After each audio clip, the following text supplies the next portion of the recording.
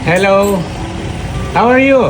Hi Dad, I'm good. How are you? And how's Pammy?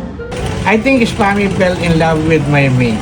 That's not good, Daddy. I will fly to the Philippines tomorrow. I need to talk to Spammy. Okay, I will pick you up at the airport. Thanks, Dad.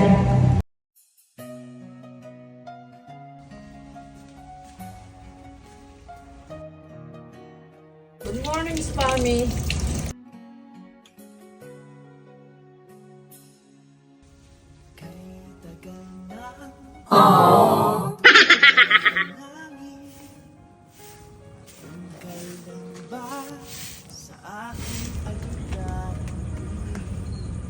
Bakit di mo ako pinapansin?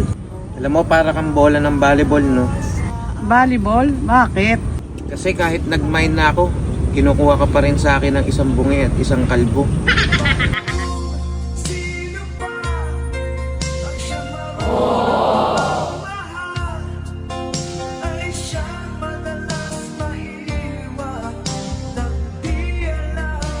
Sorry na.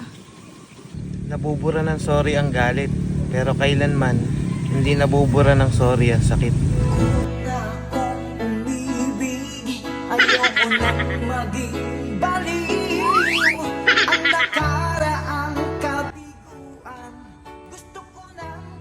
Di man tayo para sa isa't isa. At least dumating yung araw na sumaya ako at nakilala kita.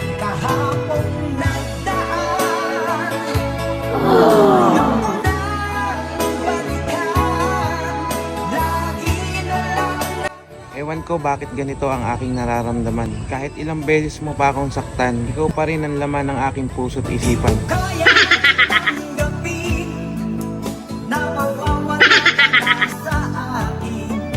Princess Teki, hindi kita kayang iwan.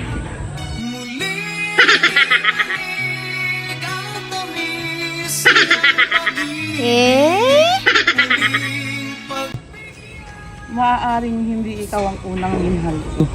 Pero masisiguro ko na ikaw ang huling hahawa nitong puso ko.